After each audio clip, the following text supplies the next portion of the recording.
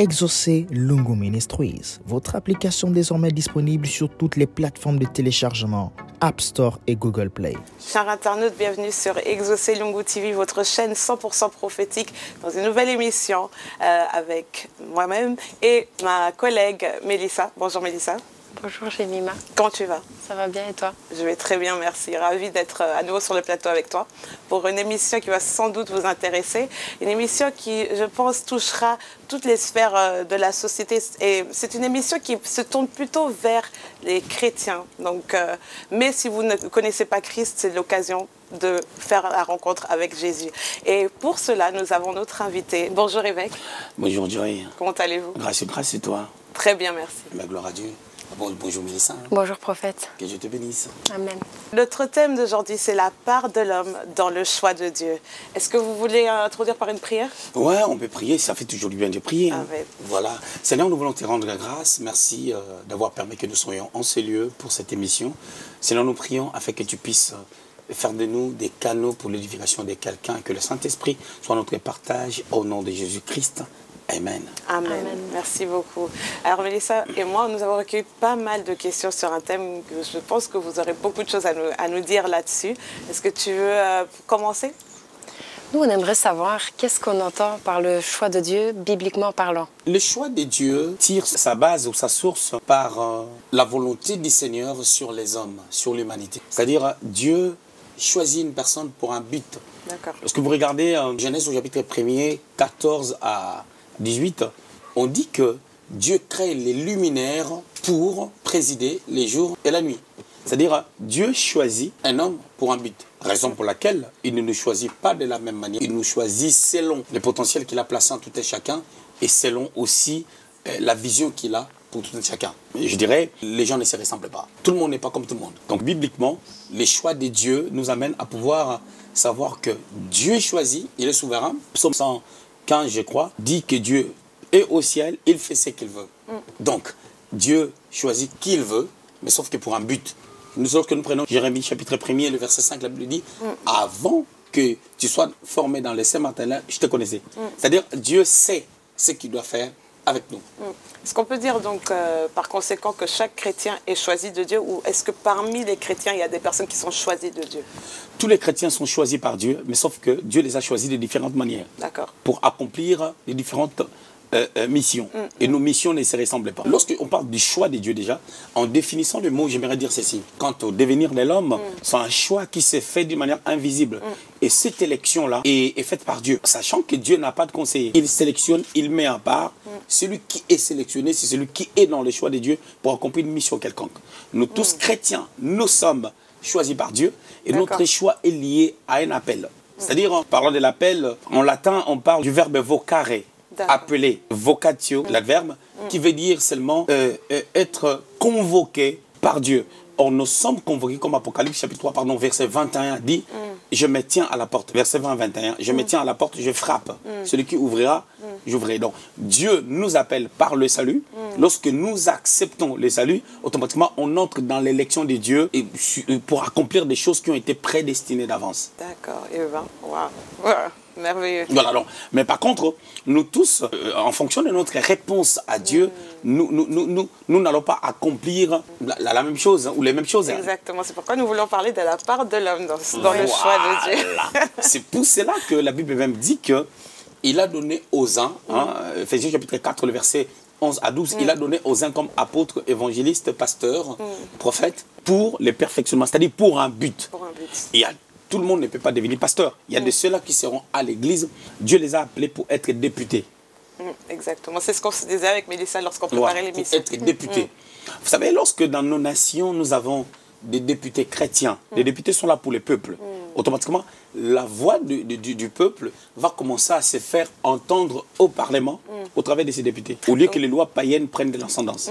Donc vous dites que tous ceux qui sont choisis de Dieu ne sont pas forcément choisis pour exercer une fonction à l'Église. Pour l'Église, tout le monde peut servir Dieu à l'Église dans les temples. Il y a des gens qui sont sauvés mais qui sont là pour nettoyer.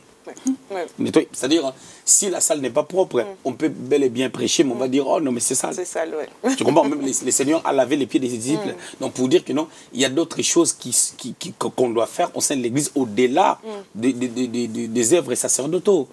Mais les Seigneurs a donné les pains. Il a dit, donnez-leur vous-même à manger. C'est-à-dire, au-delà de la parole de Dieu, ces gens-là avaient écouté la parole de Dieu, mais ils avaient faim. Ils avaient faim. C'est-à-dire, au-delà de la parole de Dieu, il devait être nourri.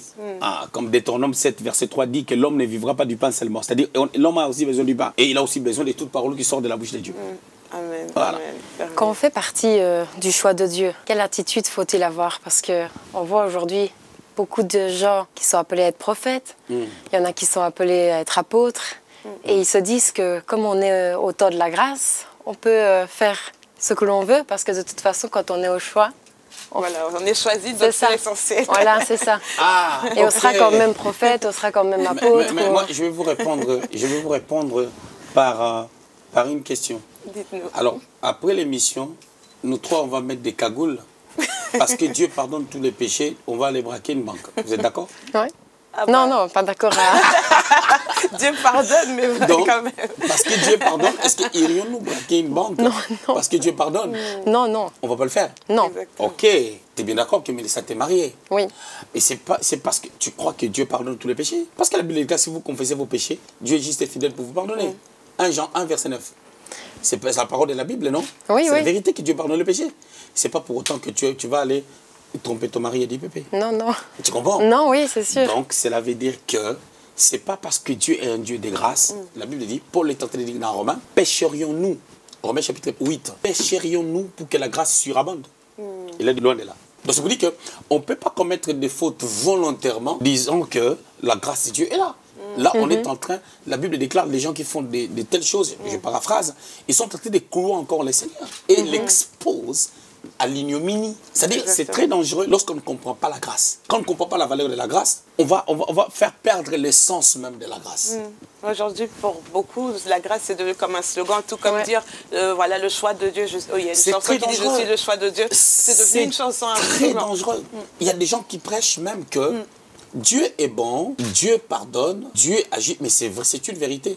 Mais c'est ce qu'on a oublié que cet apôtre de la grâce, Paul, il a dit aux hommes des Galates que, dans Galates chapitre 5, le verset 19, il a dit aussi que ceux qui commettent de telles choses, des œuvres de la chair, il a dit aussi ils mériteront pour le royaume des cieux. Il faut toujours mettre l'emphase sur des choses, sur des faits. C'est-à-dire, il y a phase et neutre, il y a pile ou face, il y a vrai ou faux, il y a plus ou moins. C'est-à-dire, il faut vraiment l'équilibre. Le même Dieu qui a dit qu'il nous a aimés, c'est le même Dieu qui est, j'aime toujours le dire, dans la justice, la profondeur du mot justice. Lorsque même tu as un procès verbal, tu pars au tribunal. Qu'est-ce qui va faire en sorte qu'on puisse départager les deux parties qui ont un problème, qui ont un souci? Il y a la partie plaignante, la partie qui accuse, qui porte plainte, mais il y a la partie qui se défend. Mais qu'est-ce qui est mis en exergue? C'est la justice. Et dans la justice, il y a la libération et la condamnation. Et dans la justice de Dieu, il y a la grâce. Et il y a les côtés où chaque personne doit être conscient de ses actes et de ses faits. C'est pour cela que Jésus a été jugé, condamné. Nous avions été libérés. Parce qu'il a pris notre place. C'est-à-dire comme un parent qui s'élève, il dit, mon enfant est mineur, il doit aller en prison, prenez moi-même. C'est ce que le Christ a fait pour que nous soyons libres. Mais ce n'est pas une carte pour que nous demeurions dans le mal. C'est ce que Paul dit. Que pécherions-nous pour que la grâce surabonde? Loin de là. Mais lorsque nous péchons involontairement, lorsque nous péchons par erreur, parce que la Bible dit, nous bronchons d'une manière ou d'une autre, on peut revenir au souverain pasteur qui est Jésus-Christ pour demander pardon. Ça ne fait pas de nous pécheurs, mais on a commis une faute. Tu vois, il y a une différence entre un pécheur et celui qui commet une erreur. Et celui qui commet une faute, ou celui qui pêche. Et j'ai péché, mais je ne suis pas pécheur. Exactement. Voilà. C'est une identité. Pour revenir à ce que vous disiez au début par rapport à l'appel ou le choix de Dieu, vous disiez que le choix de Dieu, en gros, c'est un appel, mais auquel l'homme qui est appelé doit répondre. Et en fait, déjà, comment est-ce que ça se passe lorsqu'on découvre le choix que Dieu a fait sur nos vies par rapport à le but pour lequel Dieu nous a créés? Et quelle est la conduite que cette personne maintenant doit adopter quand elle est consciente du choix que Dieu a fait? En fait, la première des choses, c'est la réponse déjà au salut. La réponse déjà à l'appel de Dieu pour pour devenir enfant de Dieu. On reçoit Christ comme Seigneur et Sauveur. Qu'est-ce que Dieu a fait? Dieu ne nous a pas sauvés en nous amenant au ciel directement. Jésus nous a sauvés. Il est parti, il nous a laissé le Saint-Esprit, mais il ne nous a pas amenés avec lui au ciel. Parce qu'il y a une mission continue sur la terre jusqu'à l'enlèvement. Alors, qu'est-ce qui se passe? L'Église a la responsabilité, nous les pasteurs, nous avons la responsabilité de pouvoir enseigner. C'est ce que je disais tout à l'heure, on a Éphésiens chapitre 4, le verset 11 à 12, qui parle de 5 ministères dans le but de pouvoir perfectionner, pour le perfectionnement des saints. Si on peut lire ça rapidement, on va voir un peu la profondeur de la pensée pour comprendre Éphésiens chapitre 4. On va prendre le 11 à 12. Regarde ce que la Bible déclare. Il a donné aux uns comme apôtres, donc c'est Jésus-Christ qui était monté au ciel, ça c'est le verset 8. Il a donné aux uns comme apôtres, les autres comme prophètes, les autres comme évangélistes, les autres comme pasteurs et docteurs. Regardez le verset 12 maintenant. Pour le perfectionnement des saints en vue de l'œuvre du ministère et l'édification du corps de Christ. Okay. Je vais prendre deux mots, le perfectionnement et l'édification. Le perfectionnement, c'est quoi? C'est amener à la maturité, à la croissance et à la connaissance. Chaque croissance est liée à la connaissance. Sachant que la croissance, c'est un développement progressif d'un corps organisé.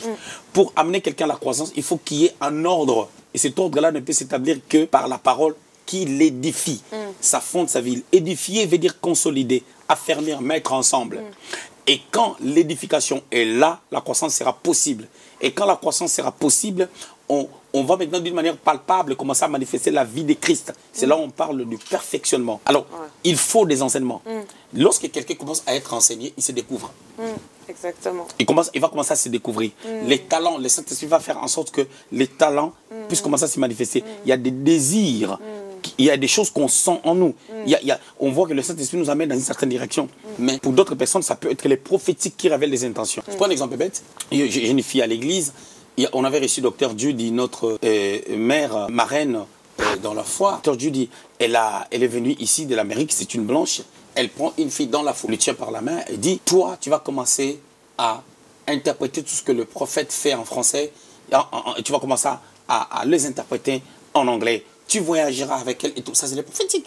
Elle n'était pas la seule personne à parler l'anglais à l'église, mais elle a été sélectionnée. Elle a été choisie pour ça. Donc, ça dit, quand Dieu fait les choix, il sait pourquoi. Maintenant, si cette personne, admettons, cette sœur avait refusé, dit non, moi je ne veux pas. Ce qui arrive souvent aussi. Voilà, Dieu ne veut pas. Est-ce que Dieu maintenant restera en train d'attendre la sœur? D'un côté, Dieu, comme il nous aime, il va insister, il va essayer de nous amener dans cette direction, mais si on ne veut pas, Dieu choisira une autre personne. C'est-à-dire, on peut détruire les choix de Dieu. Ça, c'est très intéressant ce que vous dites, parce que beaucoup de personnes se contentent de dire, oui, je suis choisie, Dieu m'a dit que je serai un tel, mais on croise les bras croyant que les choses vont se faire d'elles-mêmes déjà, il faut accepter comme vous dites. Ça touche notre thème, quand tu as parlé du thème, pardon, tu as dit la part de l'homme. Moi, je dirais la responsabilité de l'homme. Je vais remplacer la part par la responsabilité de l'homme. Et je vais vous dire un truc. Vous savez, je vais vous donner une formule de la grâce dans l'ancienne alliance. Dieu décide de nourrir Israël avec la manne. Au lieu que Israël, ils étaient nomades. Pendant qu'ils étaient nomades, au lieu de prendre le temps de pouvoir allumer le feu, tout ça, faire à manger et tout. Et qu'est-ce que Dieu a fait? Il a dit, moi je vais commencer à vous faire cuire les repas au ciel. Et je le fais tomber. Ça, c'est la part de Dieu. Personne n'a fourni aucun effort pour que la manne descende. Ni que la manne soit préparée, ni que la manne descende. Mais quand la manne descendait, ce qui était à faire, la manne ne descendait pas dans des tentes. La manne descendait dehors. Il fallait sortir pour ramasser. D'accord. Donc il fallait fournir un effort. Donc, pas fournir un effort, mais il fallait faire un pas naturel. La première des choses, avoir la foi que la manne va tomber. Parce que Dieu l'avait dit. Ce que Dieu avait dit, c'est sa parole. Sortir pour aller ramasser la manne, c'est un acte de foi. Donc il faut poser un acte de foi pour aller ramasser la manne. Premier acte de foi, il y a 3 choses. La première des choses, on se réveille, on sort. Lorsqu'on sort, on ne va pas cueillir les mangues. On ne va pas se distraire, on ne va pas papoter. La deuxième des choses, on doit ramasser sa portion de manne. On ne prend pas la portion de l'autre. Ça, c'est l'intelligence. On prend sa portion. Lorsqu'on arrive à la fin de la semaine, il faut prendre pour 2 jours. Parce qu'il y avait les jours du sabbat où ça ne descendait pas. Il faut prendre pour 2 jours. Et ce qu'on a pris, on doit le manger. Ça ne peut pas dormir. Tu dis que non, à 5 h du mat, je vais me réveiller tôt, je mange la portion. Dès qu'on passe à l'autre jour, la manne s'abîme. C'est infecté. Donc, il y a tous ces principes-là à respecter. Tu vas voir que même dans le mystère de la grâce, la responsabilité de l'homme lui amène à regarder sur Christ, à fonctionner comme Christ a fonctionné. Et le Saint-Esprit est là comme une aide. Merveilleux, wow, très profond. Nous voulions aller prendre des exemples de personnages de la Bible qui ont été choisis par Dieu pour étudier un peu leur conduite face au choix que Dieu a fait dans leur vie. Nous voulions parler du prophète Élie, qui a été remplacé par le prophète Élisée. Il y a deux situations ici. Le prophète Élie, qui était un prophète phare en Israël en son temps, on le voyait fort et vaillant, mais soudainement, il a fui de Jézabel et on le voit se décourager. Et certains peuvent prendre cet exemple se disant, il peut m'arriver d'avoir des moments où je suis down, comme on dit, où je ne suis pas bien, et je peux abandonner l'appel, mais Dieu sera toujours à mes côtés. Ok, très bien. Tu sais, j'ai compris une chose avec le Seigneur. Dieu est bon. Dieu va au-delà des erreurs des hommes, si on peut parler comme ça. Mais sachant que en Dieu, il y a trois personnages. Il y a le Père, il y a le Fils, il y a le Saint-Esprit. Et chacun de ces personnages qui sont en Dieu a une fonction spécifique. De Corinthiens chapitre 13, le verset 13. La Bible parle de l'amour du Père, la grâce du Fils et la communion du Saint-Esprit. Cela veut dire que concernant l'appel, Dieu nous appelle, le Père nous a aimés, il a fait de nous ses enfants. Christ nous sauve. Et nous avons une responsabilité envers le Fils face au salut. Et nous avons une responsabilité face au Saint-Esprit qui habite au-dedans de nous qu'on ne doit pas attrister par notre mode de vie, par notre style de vie. Et on ne doit pas l'éteindre. La Bible déclare, n'attristez pas l'Esprit. Et dans 1 Thessaloniciens, je crois, 5, verset 19, on dit, n'éteignez pas l'Esprit. Quand on éteint l'Esprit, il ne parle plus. Dans Éphésiens, on dit, n'attristez pas l'Esprit. Donc tu vas comprendre que, étant chrétiens, nous marchons avec Dieu par l'aide du Saint-Esprit, nous avons une responsabilité. Alors quand certaines choses n'arrivent pas à se faire dans nos vies parce qu'on n'est pas disposé ou parce qu'on a abandonné, l'amour de Dieu est là. Mais sauf que le mécanisme que Dieu a mis en place pour la matérialisation de certaines choses pour ton bonheur, tu ne le verras pas. Ça, ce n'est pas la responsabilité de l'homme, c'est ce que Dieu a mis en place. Je prends un exemple bête. La Bible dit l'ange de l'Éternel campe tout autour de ceux qui les craignent. C'est le passage de l'ancienne alliance. De ceux qui les craignent. C'est-à-dire ceux qui font sa volonté. Qui, au temps de la loi, a fait exactement mot pour mot ce que Dieu disait. Voilà. Si je rapporte ces passages dans la Nouvelle Alliance, on va dire ceci. L'ange de l'Éternel campe tout autour, premièrement, de ceux-là qui ont cru. Deuxièmement, de ceux-là qui ont les soucis d'aller de l'avant. Ils ne seront peut-être pas parfaits à tous égards, mais leurs soucis les amènent à demeurer auprès du Père en suivant Jésus-Christ comme modèle. Donc du coup, tant que ces personnes-là demeurent et qu'ils ne réunissent pas Christ, cet ange-là sera là. Et si les gens-là disent, ah, moi, parce que l'histoire de la foi, là, il faut laisser. Je viens seulement à l'église pour venir. Est-ce que cet ange-là sera en action? Donc, tu comprends? C'est-à-dire, il y a des choses, parce que nous parlons de la part de l'homme ou de la responsabilité de l'homme. C'est-à-dire, la responsabilité de l'homme, si je peux dire ça comme ça, met en valeur la grâce de Dieu. Ça peut être un dégât. La grâce a sa valeur. La grâce a son impact dans nos vies. C'est-à-dire, nous ne changeons rien à la grâce de Dieu. Mais je voulais dire ceci. La responsabilité de l'homme permet que la grâce de Dieu puisse tellement couler, puisse tellement se manifester. La grâce est là. Mais cette grâce doit être manifeste. Prenons l'exemple de Christ dans la barque, en train de dormir. La prise de conscience et le fait de savoir que Jésus est là pouvait les amener à comprendre que la grâce est là. On ne doit pas être là en train de crier, en train de gémir, en train de se lamenter. Tu vois? Wow. Est-ce que ça veut dire que, par rapport à ce que vous venez de dire au sujet de la grâce, les chrétiens, souvent, on a tendance à brader la grâce parce qu'on ne réalise pas ce que c'est, on ne réalise pas que par notre conduite, par notre mode de vie, cette grâce peut être vraiment manifeste, même aux yeux peut-être de ceux qui ne connaissent pas Dieu. Ça permet de dire que Dieu existe et que nous marchons avec Dieu. Revenons dans l'histoire d'Élie. Élie, il fuit Jézabel. Il venait de confondre plus de 900 personnes. Les prophètes de Baal, qui étaient à 450, et d'Astarté, qui était, je crois, à 400. Il fuit Jézabel. Ce qu'il pense influence sa conduite. Il dit à Dieu, je suis resté le seul prophète. Il oublie qu'Israël, c'est une grande nation, et ils sont nombreux, et qu'il ne connaît pas le nombre de tous les hommes. Il dit, Dieu a dit, j'ai encore 7000 hommes. Ces hommes-là ne sont pas forcément des prophètes. Toi, tu dis que tu es le seul prophète, mais moi, je peux prendre ces gens-là, j'en fais des prophètes, parce qu'ils sont à 7000.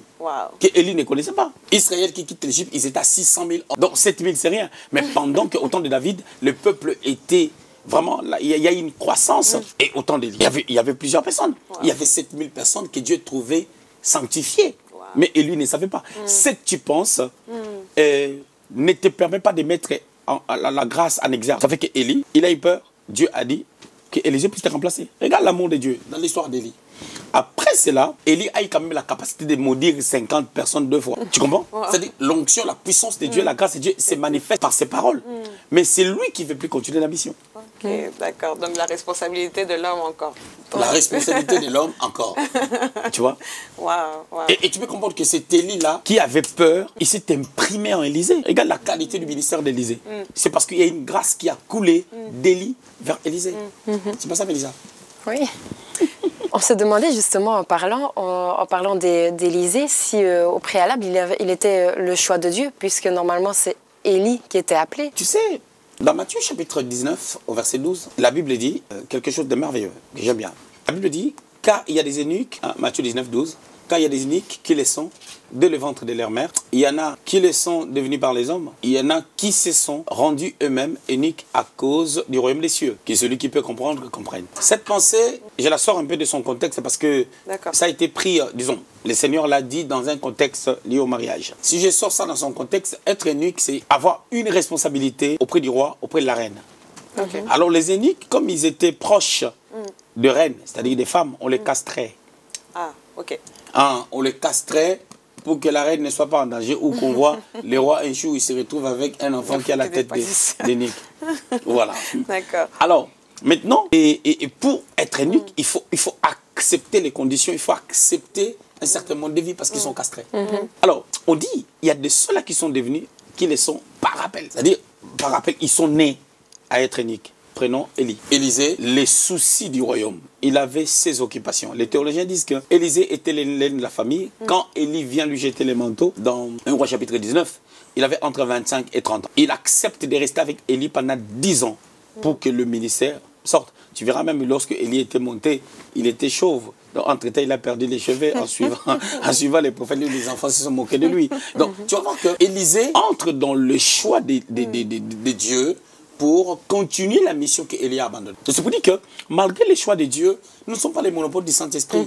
C'est pas si on s'est dit, bon, je fais ce que je veux, Dieu m'a appelé, je fais ce que je veux. Non, le Seigneur peut remplacer quelqu'un par rapport à son style de vie, par rapport à sa conduite. Qu'on dit souvent, je pense, dans les églises, qu'on peut être remplaçable. Non. Parce que l'église est trop évangélique. L'église est trop dans l'effervescence. Hein? Tu seras la tête, non la queue. Tu seras la tête, non la queue. Amen. Le bonheur et la grâce t'accompagneront. Amen. Ce sont des paroles qui sont vraies, mais il y a une profondeur. Entre tu deviendras, tu seras, et ce que tu es, il y a quelque chose à bien expliquer. Déjà, quand on dit tu seras, c'est faux. Nous sommes déjà. Nous sommes déjà. Mais maintenant, entre nous sommes spirituels et nous sommes palpables, il y a un écart. Il y a un écart. C'est là où il faut préparer les hommes. C'est là où il faut enseigner les hommes. C'est là où il faut être profond dans nos messages. Malheureusement, les gens aiment l'effervescence. Quand on explique des choses, comment il faut vivre, les gens veulent qu'on leur mette la cuillère dans la bouche. Comme les enfants qui ont 3 mois. Mon fils berger Eric a son enfant qui a 2 ans. Elle veut manger seule. Elle veut faire des choses seule. Pourquoi? Parce que la croissance commence à se manifester dans sa vie. Voilà. Wow. Et l'Église ne veut pas croître. C'est triste à dire, mais c'est une vérité. C'est ce qu'on constate.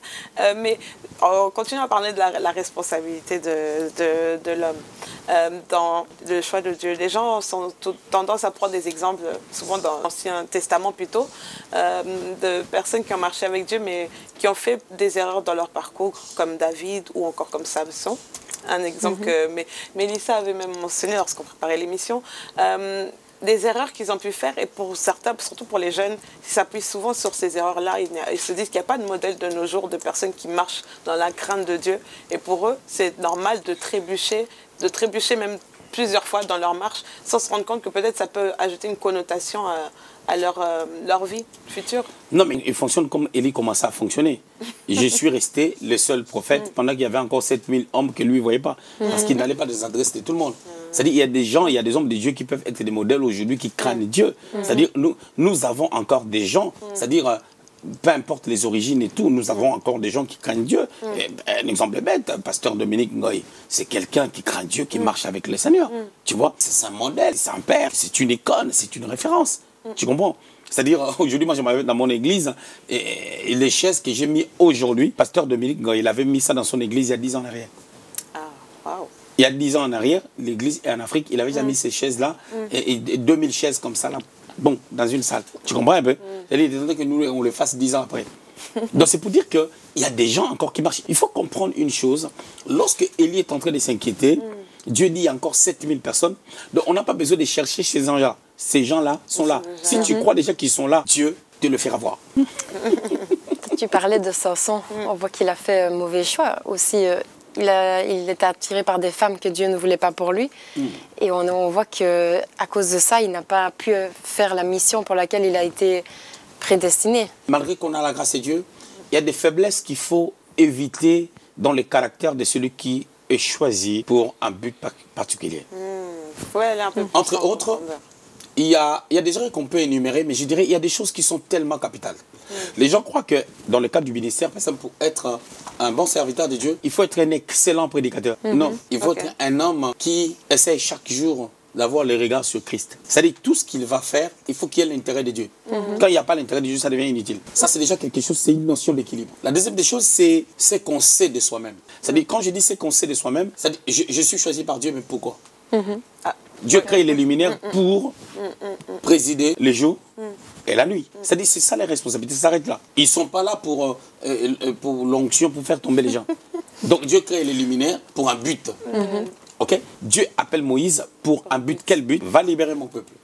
Donc pour les libérer, il faut les conscientiser. Tu dois les amener un message. Moïse ne pouvait pas aller auprès d'Israël sans message. Dieu devait lui donner un message. Le message de Moïse, c'était quoi? Je suis. C'est ça l'essor, point culminant de sa vision. Dis-leur que je suis.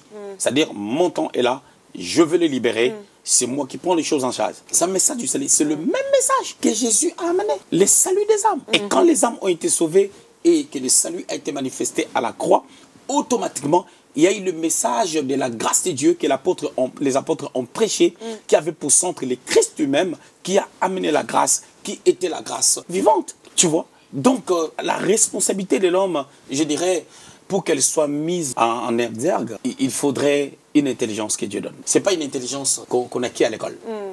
C'est une intelligence divine. Ok.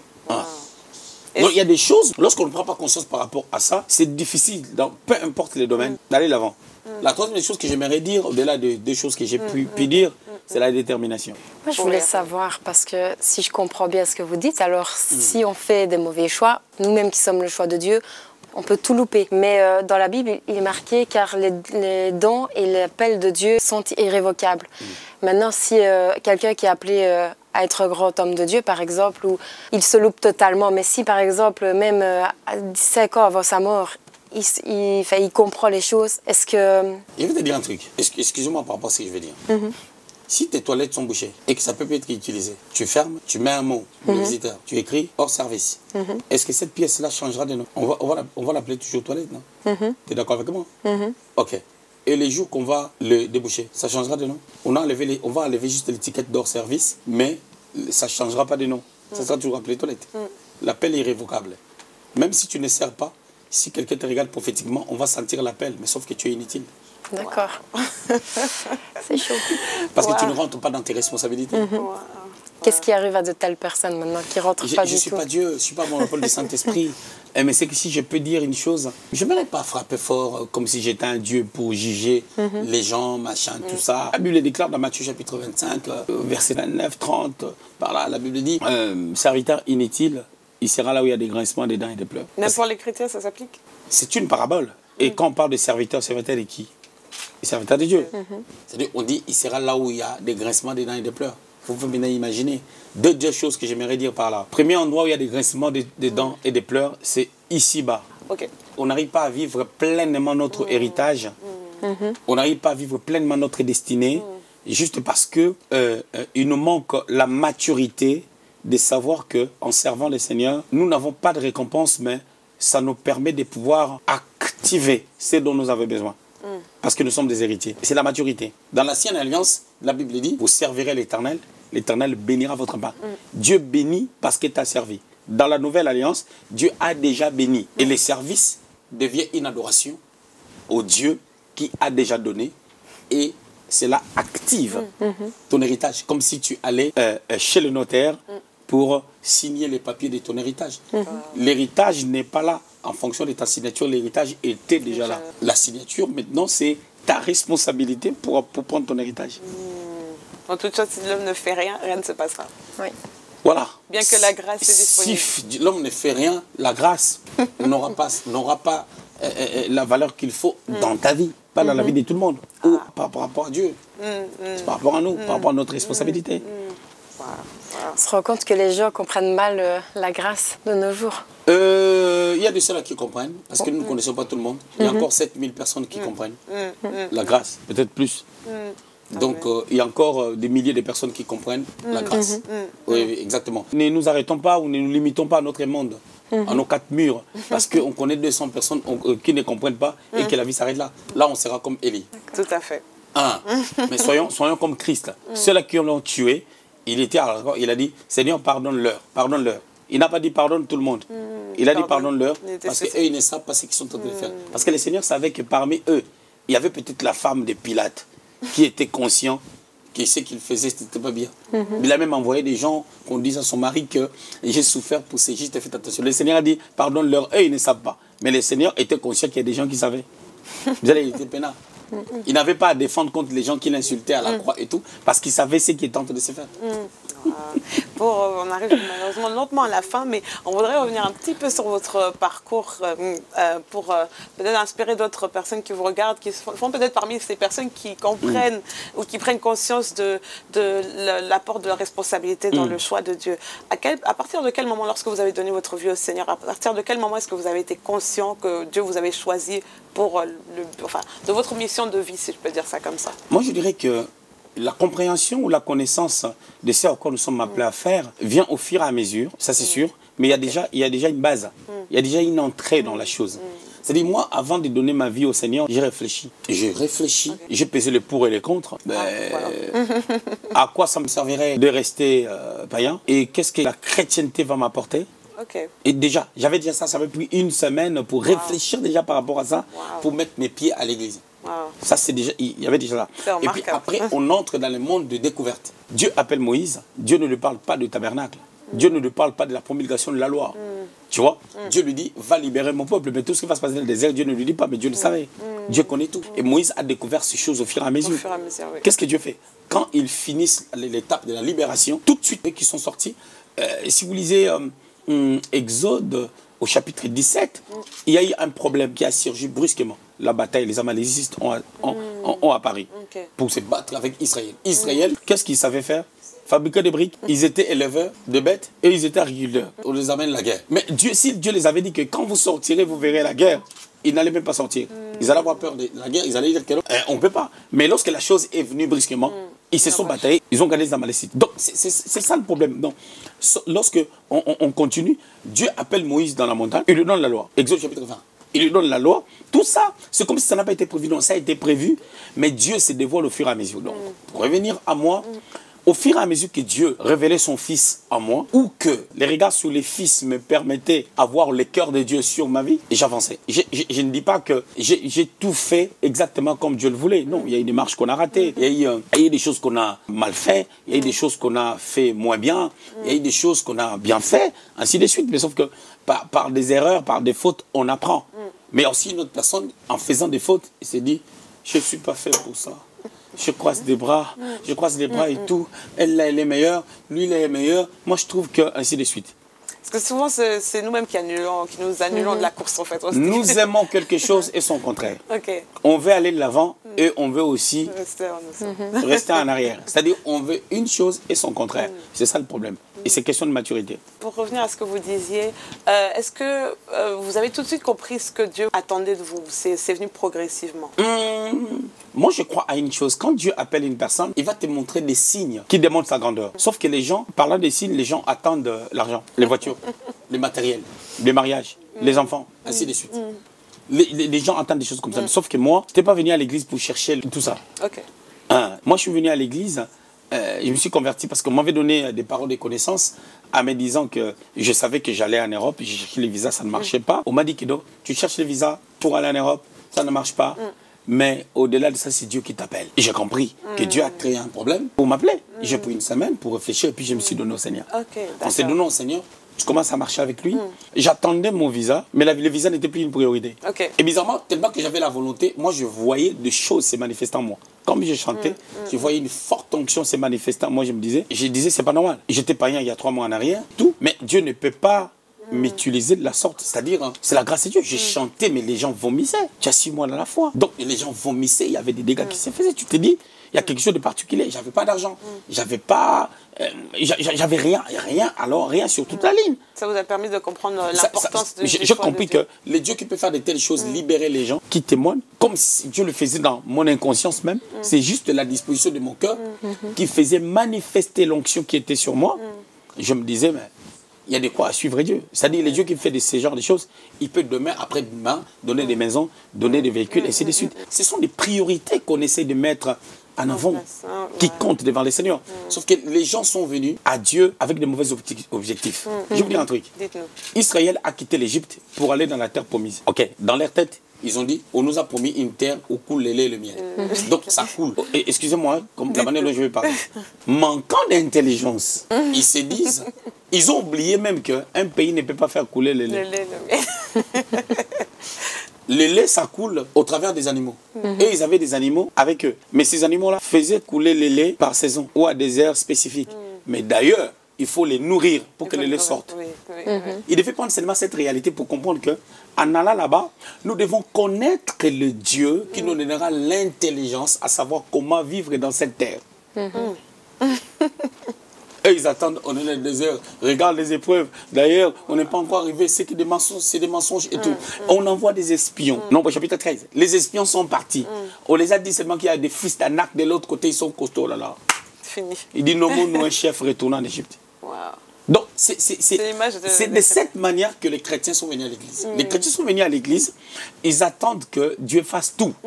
Et les pasteurs profitent pour leur dire que, écoutez, aujourd'hui, prière d'éternel, tous les sorciers de votre famille vont mourir. Oh, quelqu'un peut être sorcier, mais il a des enfants. Parmi ses enfants, il y a 2-3 qui ont l'appel de Dieu. Dieu veut que ces enfants-là soient nourris par les sorciers-là pour qu'ils aient la santé et qu'ils aillent à l'école. Demain, ils vont répondre à l'appel de Dieu. Mais toi, tu vas à tout prix que ces sorciers-là puissent mourir. Or, pour rendre un sorcier inutile, il faut seulement être un vrai chrétien. Le sorcier sera inutile dans ta vie. Il va soit chercher à se convertir, soit il va à l'ailleurs. Wow. Incroyable, incroyable, incroyable. Tu peux amener les sorciers au chômage. Wow. Dans ta vie. Il manque de boulot. Wow. Il va dire, vaut mieux que je cherche un travail séculier au lieu de manger la chair humaine la nuit. Tout à fait. Vous venez de livrer un grand secret là pour beaucoup de chrétiens. Nous sommes vraiment à la fin de notre émission. Est-ce que vous auriez un dernier mot? Un dernier mot, je vais dire seulement deux choses. Jésus-Christ est réellement vivant et enlevons la peur par rapport à ce que nous sommes, parce que l'esprit qu'il a placé en nous, ce n'est pas un esprit de timidité, ce n'est pas un esprit de peur. Avançons avec le Seigneur, croyons que le Seigneur est là et tout sera possible. Disons, tout sera bien, si je peux dire ça comme ça. C'est-à-dire, le Seigneur est vivant, la grâce de Dieu est là, croyons à la grâce de Dieu et sentons que nous sommes des dieux sur la terre. Psaume 82, verset 6, nous avons une responsabilité. Dieu, merci beaucoup, évêque. De rien. C'était vraiment fabuleux. Que Dieu soit béni. Amen. Merci à mon collègue Mélissa. Merci à toi. Merci à vous aussi. Merci beaucoup. En tout cas, chers internautes, nous sommes sûrs que vous avez été richement bénis et édifiés par cette émission. N'hésitez surtout pas à liker notre page Facebook Exoselungu TV. Vous pouvez retrouver également nos vidéos dans notre application Exoselungu Ministries que vous pouvez télécharger dans l'App Store et dans Google Play gratuitement. Quant à nous, nous nous retrouverons très bientôt dans une nouvelle émission. Que Dieu vous bénisse. Exaucé Lungu Ministries, votre application désormais disponible sur toutes les plateformes de téléchargement, App Store et Google Play.